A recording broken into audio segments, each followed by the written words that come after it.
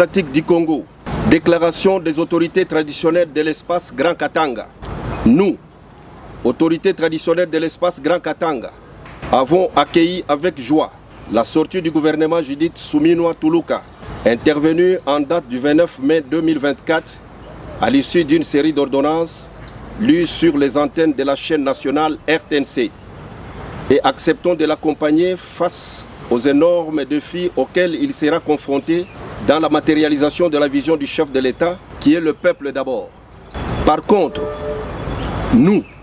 autorités traditionnelles de l'espace Grand Katanga, avons constaté avec amertume que la composition de ces gouvernements semble déséquilibrée et que le Grand Katanga, malgré son importance géopolitique ainsi que géoéconomique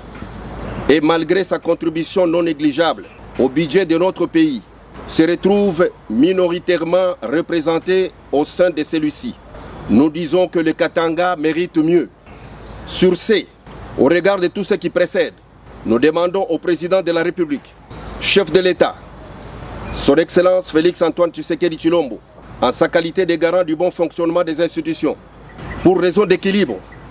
de bien vouloir accorder à l'espace Grand Katanga le Sénat, afin de non seulement réparer une injustice, mais aussi et surtout pour un équilibre sociologique et une mobilisation de tous sur l'échiquier national. Nous sollicitons donc le soutien personnel du chef de l'État à la candidature de notre digne fils, sur qui nous avons jeté notre dévolu, à la personne de l'honorable sénateur Jean-Michel Samalukonde Kyenge, comme candidat président du Sénat. Il est son fidèle de premières heures. Il n'a jamais cessé d'accompagner le chef de l'État depuis lors. Et il peut encore compter sur lui aujourd'hui, car il est le président de la dynamique Agissons et Bâtissons, AB en sigle, qui représente la deuxième force de l'Union sacrée. Il a eu la confiance du chef de l'État durant tous les premiers mandats,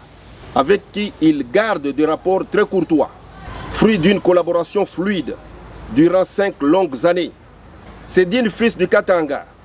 ferait un président du Sénat idéal, car porteur d'une grande expérience de la gestion de la chose publique, ainsi que de la gouvernance et d'une probité morale qui ne pourront que faire rayonner davantage la chambre haute du Parlement congolais